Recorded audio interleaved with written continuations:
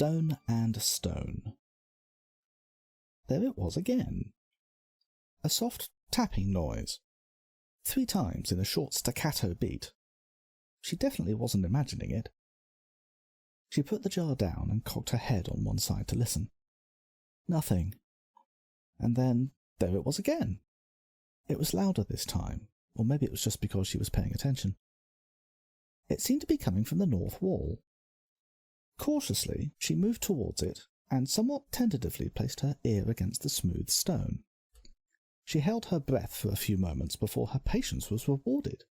The same tapping noise, but 5 times this time, 2 short and 3 long. She stood there wondering what on earth could possibly be causing the noise, before realization dawned. She kicked herself for being as foolish. Of course the wall wasn't making a noise. Someone was obviously tapping on the other side. It was bitter cold out, so she grabbed her shawl, the red one her cousin had woven for her as a wedding present, and wrapped it round her shoulders. Then she stormed out of her shop, determined to see who it was that was messing about.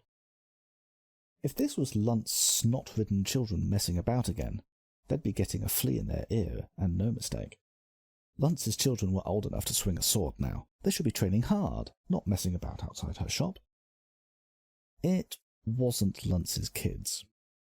Well, not unless one of them had been afflicted by some terrible curse and turned into a lizard thing. Given Luntz's eldest had a face like a squashed pumpkin and a temper like a raging ancestor, arguably this might be an improvement. But no, this creature was not him. It was short, barely up to her shoulder, but squat and muscular. Every inch of it that was visible was covered in bright scarlet scales, and it had some kind of blood-red crest that ran from its head of jet-black hair down to its flat nose. Despite its strange appearance, it was dressed in a long tunic with a heavy leather apron over the top. It had a large pointed ear pressed against the wall, which it was softly tapping on with a small brick hammer. Her wall, she reminded herself. She'd bought this shop from a winter marker and paid a fair price for it. It was her shop now, so that was her wall. She put her hands on her hips and coughed loudly. "What are you doing?" she asked in a tone that was polite, but made clear that she would brook no nonsense. The creature turned to face her, with what might have been a guilty look. It was impossible to tell. Its lips spread into a wide grin, revealing a mouth full of sharp teeth. If that was meant to be ingratiating, it was not working.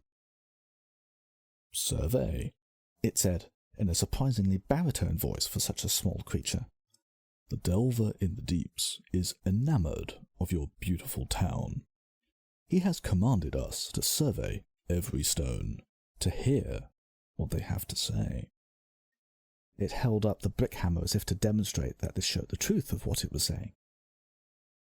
She pursed her lips and considered giving the creature a piece of her mind, but then she remembered something Jarek, the old thief-taker, always said, about being open for business but closed for trouble. "Fine," she announced, "but you mark my words," she said, wagging her finger at the strange creature. "If there's any funny business, I'll bring the thief-takers down on you and your delver." Before he could answer, she spun on her heels and started back towards the door. "Open for business, closed for trouble," she told herself again. And she made a mental note to go and see Jarek as soon as the sun went down. Best he know what sort of trouble was in town. Overview. Sometimes it may seem a little peculiar that King Adamant has only actually been actively involved in imperial affairs for 4 years. Yet since his Koboldi servants helped repair the Castle of Thorns in the winter of 379 YE, at the behest of the Auric Horizon of Urizen, the Summer Eternal has been conspicuously active in offering aid to citizens of the Empire prepared to work with his peculiar little heralds. As well as supporting miners and helping to rebuild the devastated fortification in Semiholm into the marvellous Adamant Gate, the Eternal offered an opportunity to build a special College of Engineering and establish an Imperial citizen as the Master of the Koboldi. construction on the college is now complete, and the first master is due to be appointed by the Imperial Conclave during the winter solstice. Perhaps it is this, as much as the plenipotentiary sent by the Summer Archmage, that has set Adamant's mind on ways that he might further assist his Imperial friends. Over the last several months, bands of Koboldi have been enthusiastically popping all over the Empire to peer at things, tap them with hammers, measure them, and ask wide-eyed but surprisingly specific questions of local citizens. As the winter solstice gets closer, the Koboldi reveal the fruits of their busy months of labour, a series of proposals for ways the Granite Throne might help the Empire to build new architectural marvels. The heralds of the Stone Monarch have also mentioned that their master intends to send an emissary to speak to the master of the Koboldi and the Archmage of Summer once the declaration of candidacy has been completed. You can learn a little more about this in the Impossible Landscapes Wind of Fortune. By order of the Master. Adamant presents opportunities to commission unique structures in the Empire. These opportunities can, currently, only be undertaken by the Master of the Koboldi. The normal rules about making progress on a commission apply. Many of these projects do not use standard materials. Only the Master of the Koboldi, once they are appointed, can commission any of these structures. The opportunities presented by the Koboldi require the involvement of the heralds and their eternal monarch. While the Imperial Senate could most likely duplicate some of the effects using an appraisal, others are entirely dependent on the involvement of the Summer Realm. Likewise, no bearer of an Imperial Wayleave can enlist the labour of the Koboldi, and even the Arcane Architect and the Crystal Architect of the Spires cannot work adamant, nor wield the magical dominion over stone that the Koboldi enjoy. However, Adamant has placed no time limit on the availability of his Koboldi. The opportunities presented will be available to the Master of the Koboldi for the foreseeable future, unless there is a significant change in circumstances. The most likely reasons for the opportunities to lapse would be if the Imperial Conclave declares Adamant an enemy of the Empire, if the Imperial Senate abrogates or amends the powers of the Master of the Koboldi, or if the College of Engineering in Temeshwar is no longer in Imperial hands. It's also worth noting that while the Master of the Koboldi can only commission one project each season, they don't have to wait for one to finish before they can commission another one. There are, after all, a lot of Koboldi. Once work begins, the usual rules regarding a commission apply.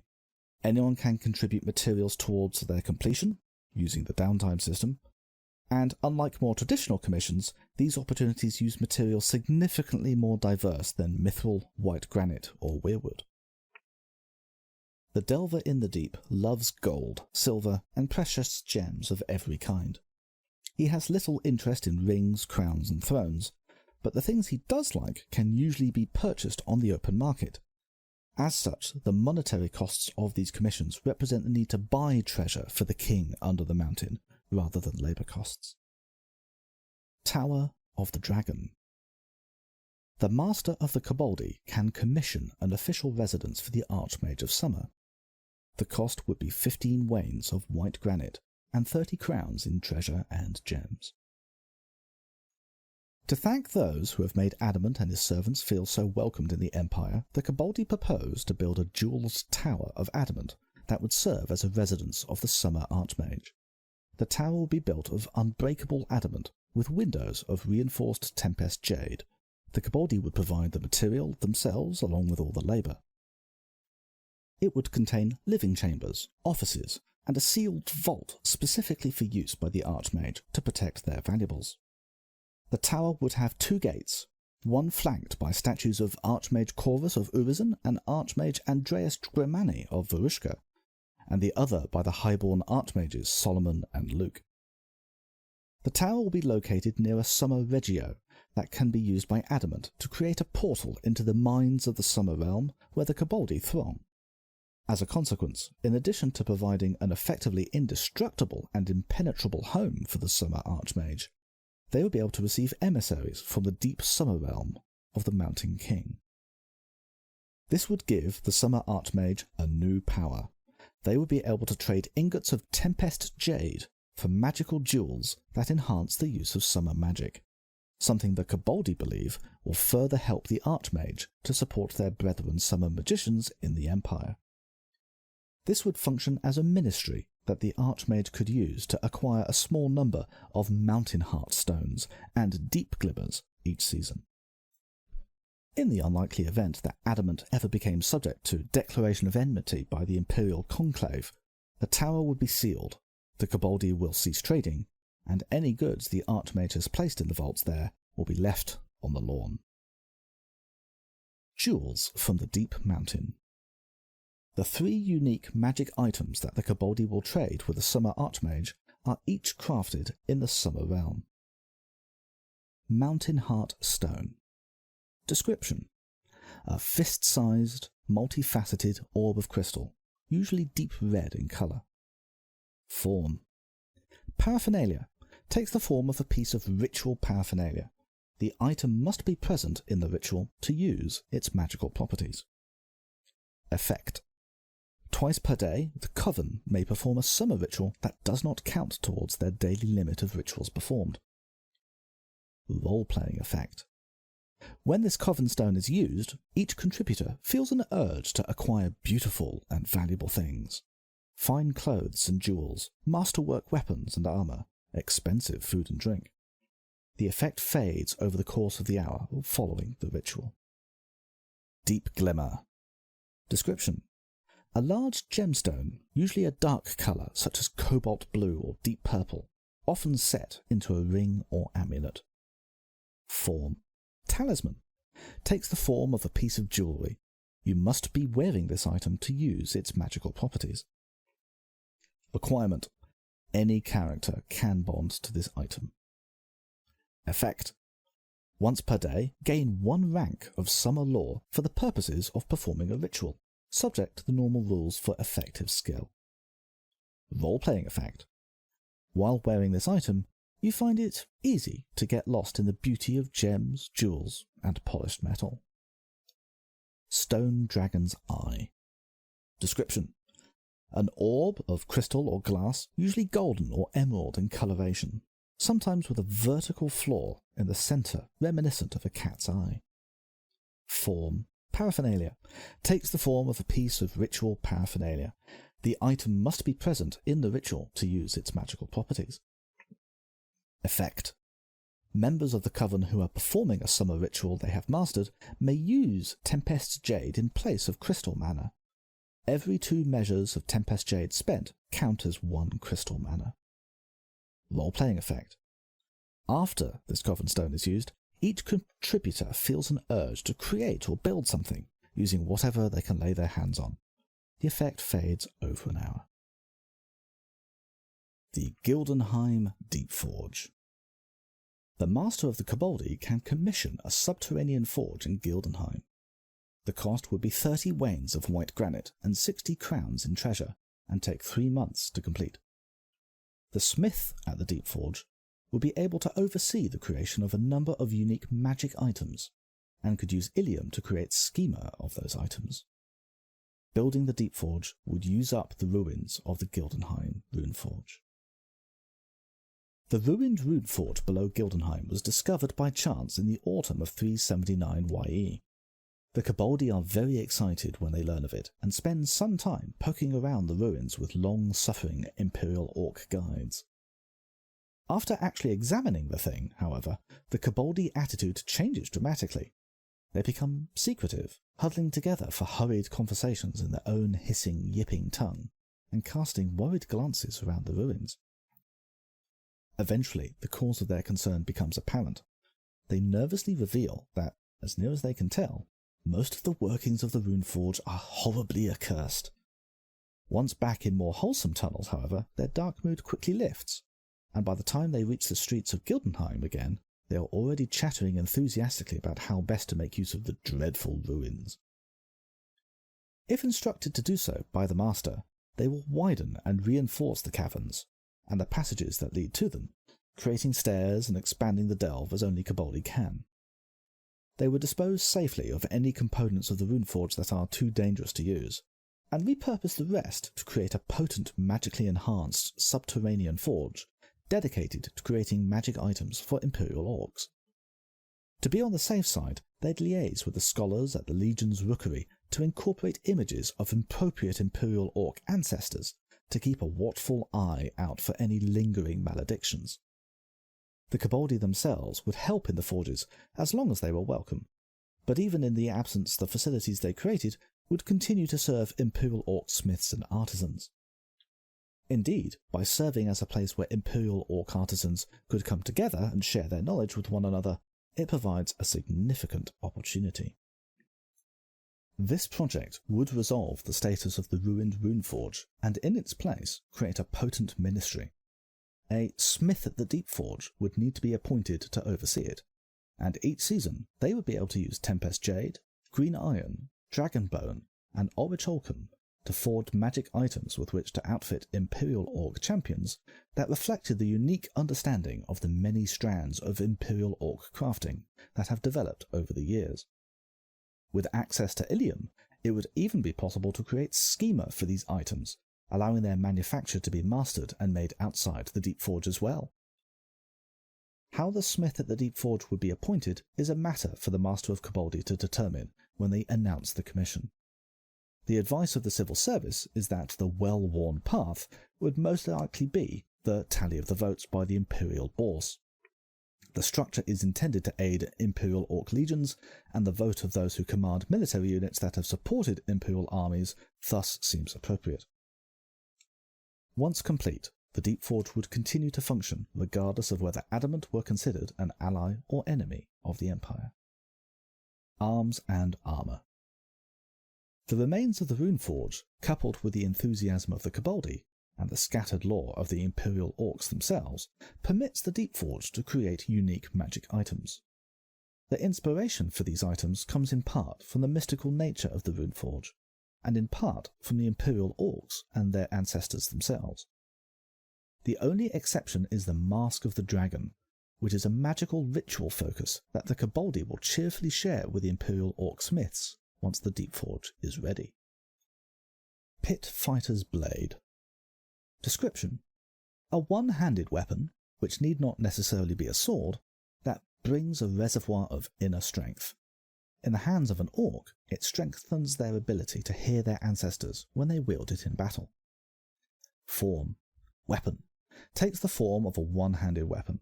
You must be wielding this weapon to use its magical properties. Requirement: any character can bond to this item. Effect: you gain 1 additional hero point. If you are an orc, you gain 2 additional hero points instead.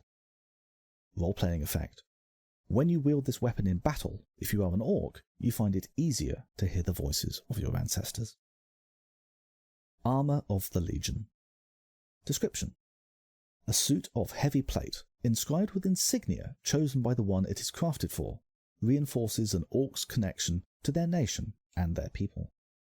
Form: armour. Takes the form of a suit of heavy armour. You must be wearing this armour to use its magical properties. Requirement: any character can bond to this item.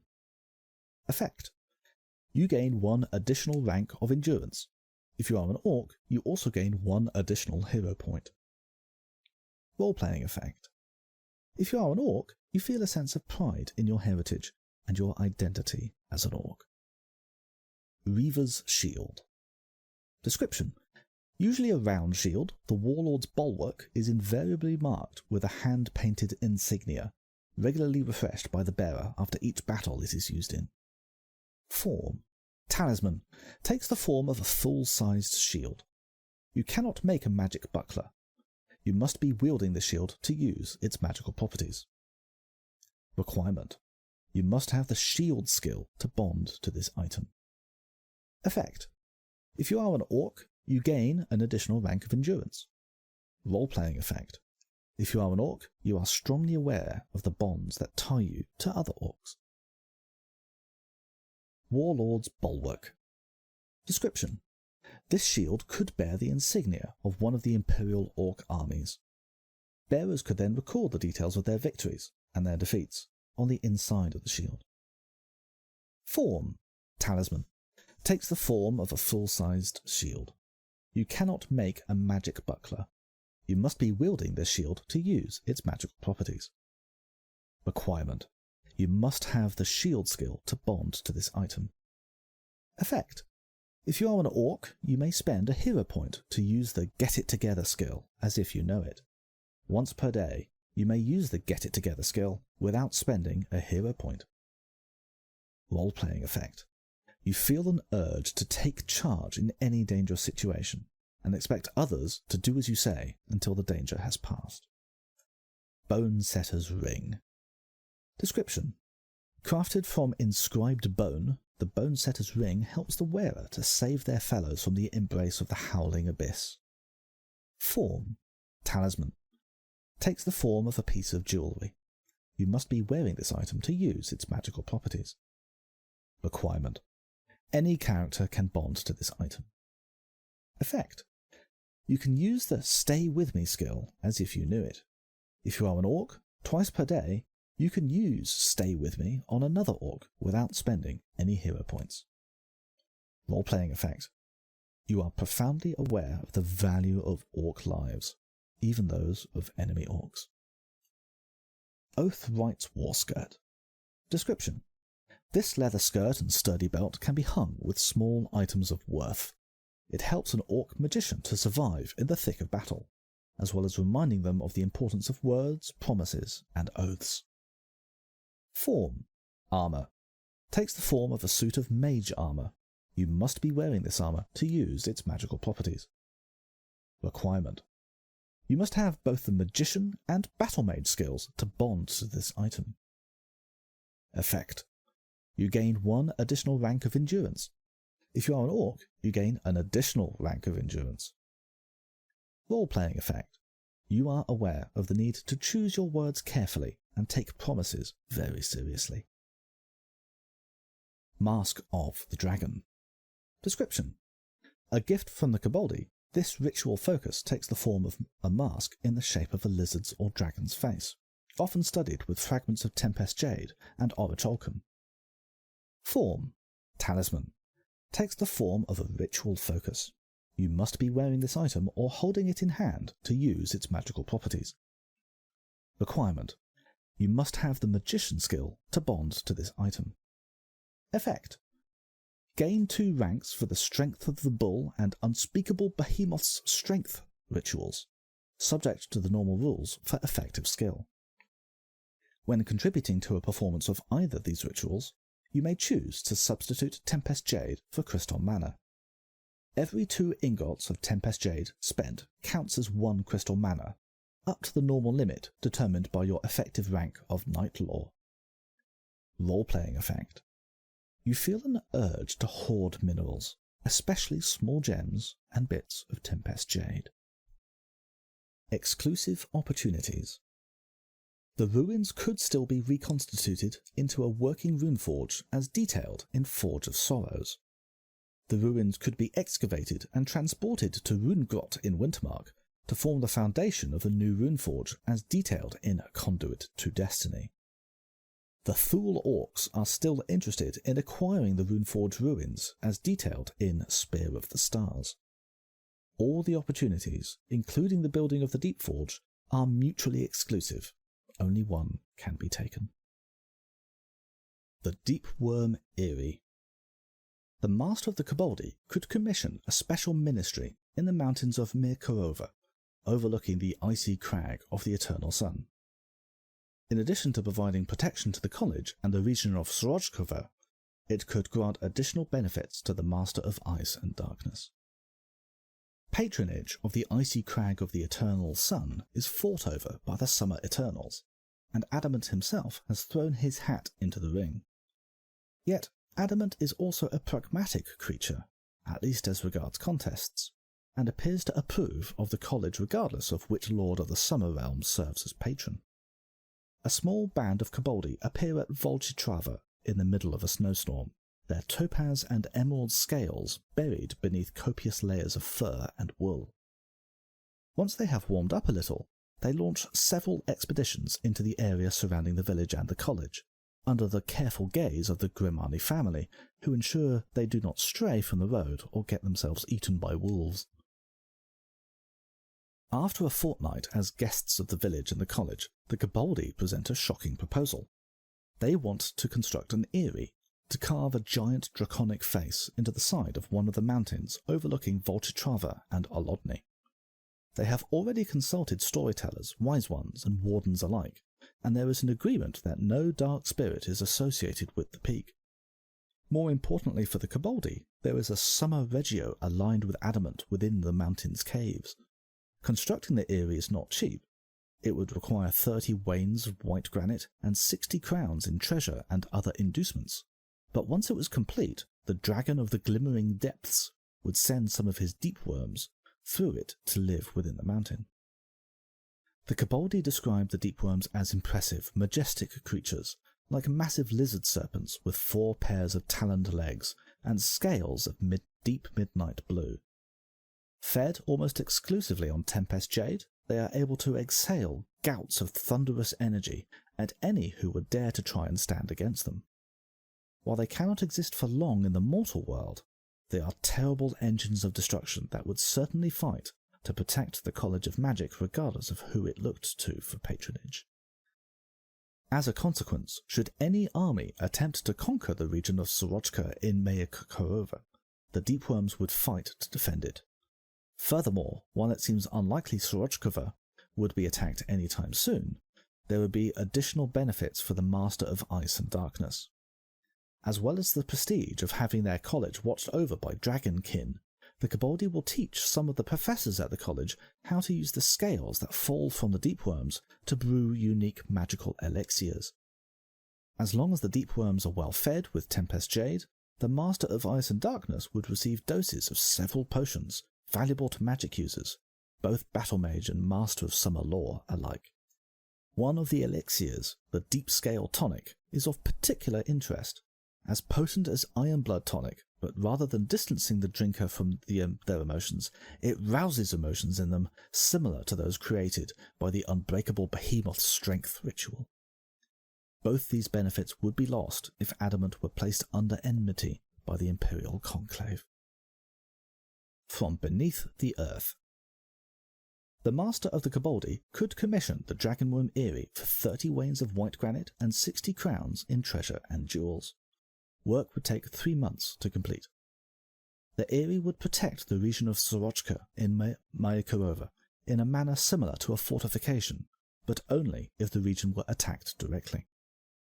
Scales collected from the deepworms would provide the Master of Ice and Darkness with magic potions depending on how well the beasts were fed. All benefits are lost if a declaration of enmity is made against Adamant by the Conclave.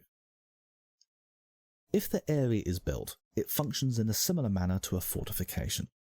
Should Mayakorova be attacked, it would provide an effective 1,000 strength fortification that would only come into play if the Sorochkova region were directly attacked, and would coincidentally mean the territory was not considered undefended if the attackers came from that direction.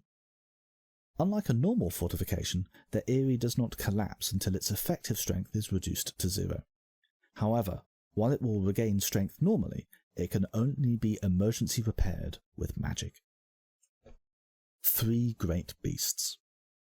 3 opportunities exist to build large magical statues in the Mournworld, in Harnmark and in Weirwater.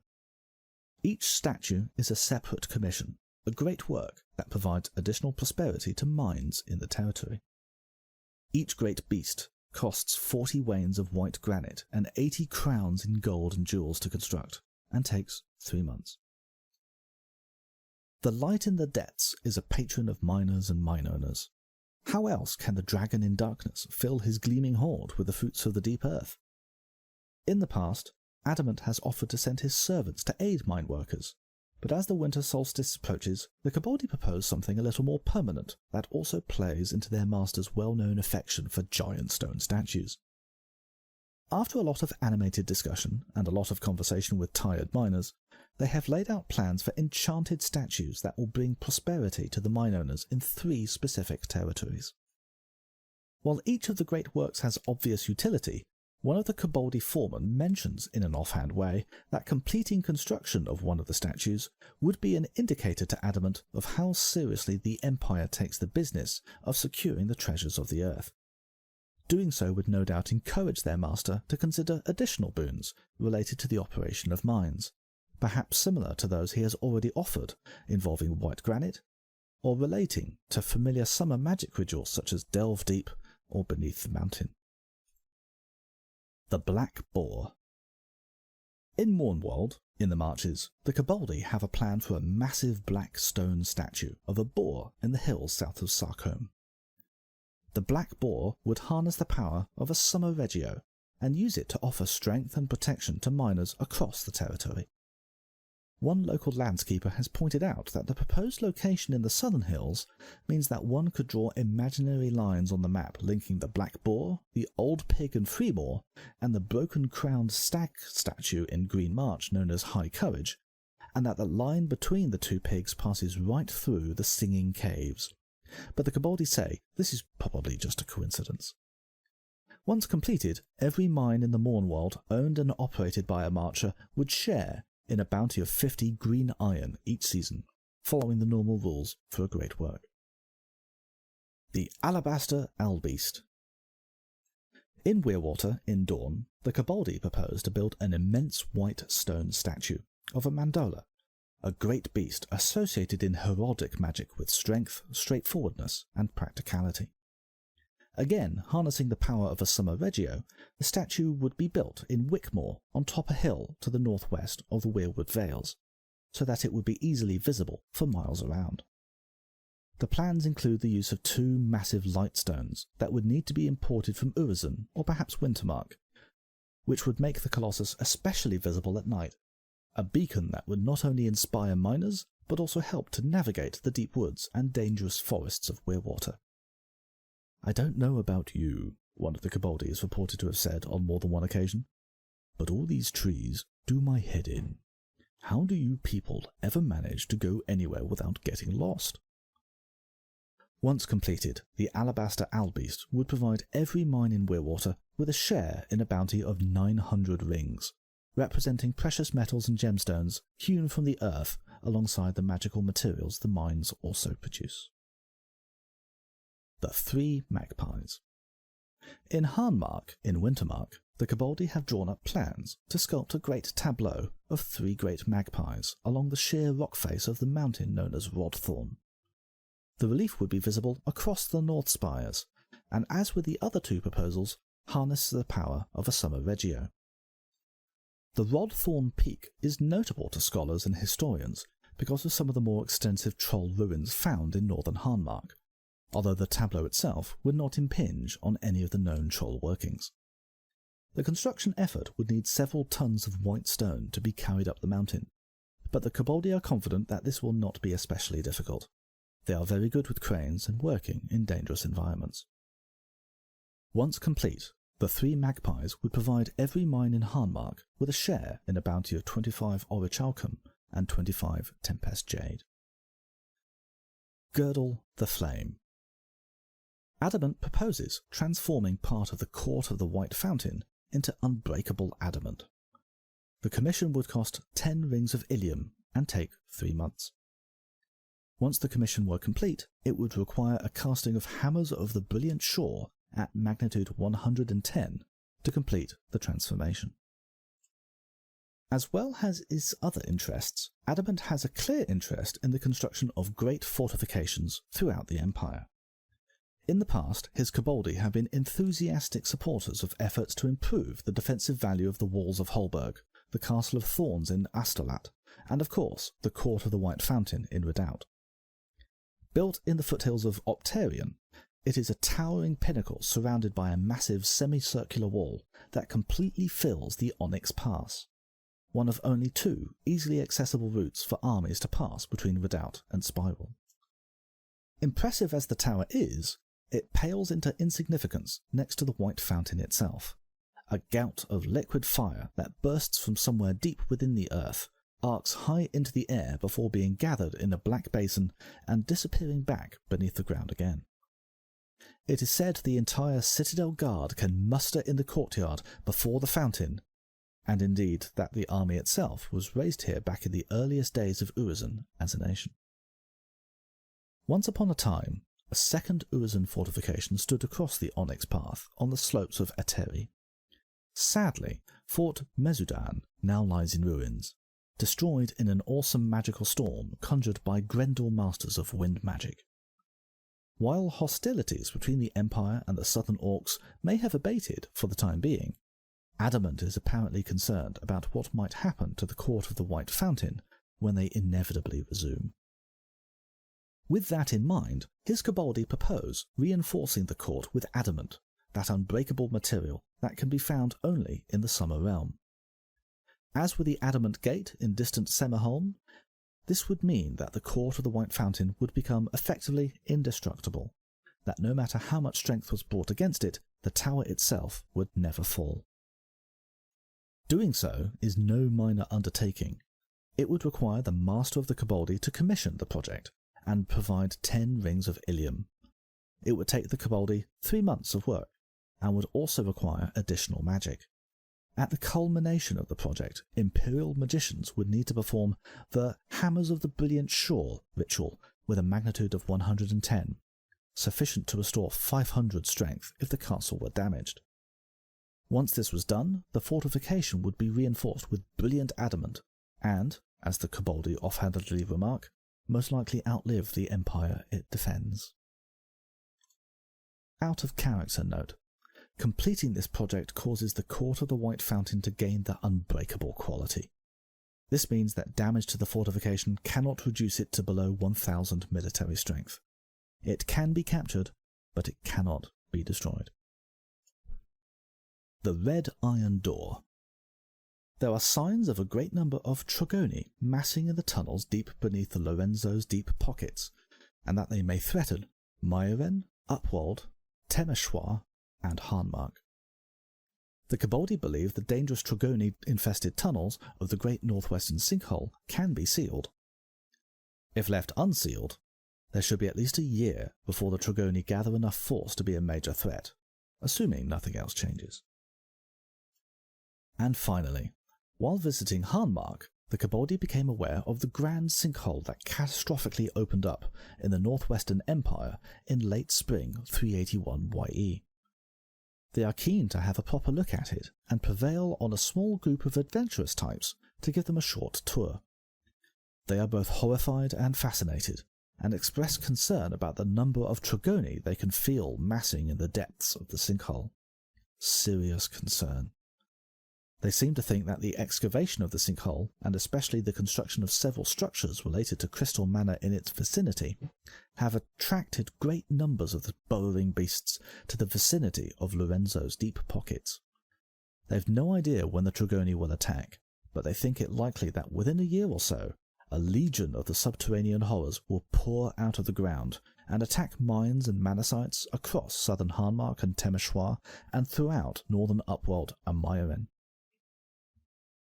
In response to some immediate panic when they mention their observations, the Koboldi apologize and explain that they may have overstressed the danger.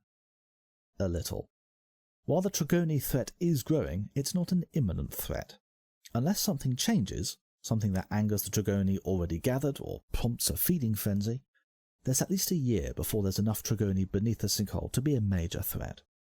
Unfortunately, they're pretty sure that sending troops into the sinkhole to deal with the Trogoni is exactly the sort of thing that might cause them to come boiling out and try to eat everyone's faces. If the Empire wants to head off this potential disaster, albeit a disaster on a small scale, the Servants of Adamant have a solution. Somewhere in the depths of the sinkhole, there is a shaft that leads unimaginably far down into the earth where the Trogoni seethe and multiply, something posited by Snowstorm Henk when the Orc scholar explored the sinkhole last winter. They believe that sealing that shaft will greatly reduce the threat of the Trogoni, especially if the right kind of seal is applied. There are no strangers to dealing with hordes of terrible underground monsters, and believe that some of the runes carved into the ancient tunnels might suggest a way forward. They propose to construct a great door of mithril alloyed with green iron and orichalcum. This will be marked with thousands of runes, primarily Veris, Tychonus, and Veresh, and then manoeuvred into place in the depths of the sinkhole. Creating the door itself is a challenge, but something the Koboldi are confident they can achieve. The door would require a commission from the Master of the Koboldi, and cost 10 wains of mithril and 25 ingots each of green iron and orichalcum. It would take 3 months to complete. Once the door had been constructed, and they are keen to stress it is a very big door, then putting it in place would require a significant armed force committed to assisting them. If not an actual Imperial army, then at least a significant force of trained warriors. Once the door were in place and the shaft sealed, the threat of the Dragoni in the Northwest Empire would be nullified. It would also allow the Delver of the Depths to send their workers into the deeper parts of the sinkhole without anywhere near as much chance that they will be eaten by underground horrors, potentially increasing the revenue of the sinkhole. Furthermore, once the door has been tested and proved successful, the Koboldi propose to share the secrets of its construction with the Empire, allowing Imperial miners to make use of the runes and magics involved to create their own anti-Dragoni seals, greatly reducing the threat of the armoured monsters to mines and mana sites across the Empire. Sealing the sinkhole. Constructing a ward against the Dragoni is a commission for the Master of the Koboldi that costs 10 wains of mithril and 25 ingots each of green iron and orichalcum. It would take 3 months to complete. Once the door was built, it would need to be installed. This would create an opportunity for military units to delve into the sinkhole. The commission represents the creation of a folly which is within the power of the Master of the Koboldi to commission. If the door is completed, it will create a new opportunity while military units can take part in a project to secure the lower levels of the sinkhole and let the Koboldi seal the sinkhole. This would both diffuse the threat of the subterranean army and potentially give opportunities to increase the productivity of the sinkhole. If their scheme is successful, the Koboldi will share the methods of making similar seals with the Empire, meaning that owners of mine and mana site personal resources would no longer need to fear the threat of future Dragoni attacks. As initial forays into the sinkhole suggested, there are likely sufficient Dragoni down there to be able to function as the equivalent of an Imperial army should they be roused, one that would need to be dealt with by a similar degree of force. However, ignoring this problem presents no danger in the immediate future. The Dragoni won't attack unless something happens that triggers their wrath. They are drawn to Crystal Mana and Tempest Jade in particular, so it is likely that the construction of any sinecure or great work relating to these materials in any of the territories bordering the sinkhole would trigger them, but other than that, they should remain quiescent for years.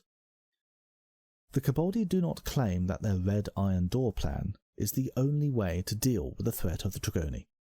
They are very enthusiastic about it, but there are doubtless other ways that the threat of a Dragoni attack could be dealt with. The Imperial Senate could commission an appraisal into the situation, and no doubt uncover other ways to deal with the challenge of the burrowing horrors. Further reading. You can find details of some of Adamant's previous interactions with the Empire, as well as a description of the Eternal themselves elsewhere on the wiki. See also the page Adamant. Master of the Koboldi details the Imperial title associated with the newly completed College of Engineering. The page A Job Worth Doing recounts the winter 379 YE first appearance of Adamant's Koboldi. The page Queens and Kings explains his 381 YE offer to help mine owners expand their delves. The page Budded Roses details Adamant's offer to help rebuild the destroyed gate fortification in Semerholm. The page Hunter of Stars talks about the 382 YE Spring Plenipotentiary, in which, amongst other things, Adamant mentions the College of Engineering. The page Mean What You Say contains further details of the College of Engineering opportunity. The page An Affirming Flame is not precisely about Adamant, but involves a mage offering to call in a favour from the Eternal to build a grand structure. The page Sun Green talks about a rare moment where Adamant was not angry, but disappointed. And finally, the page Some Heavenly Music is a wind of fortune for the coming winter solstice that involves a book of rituals related to the king 'neath the peak.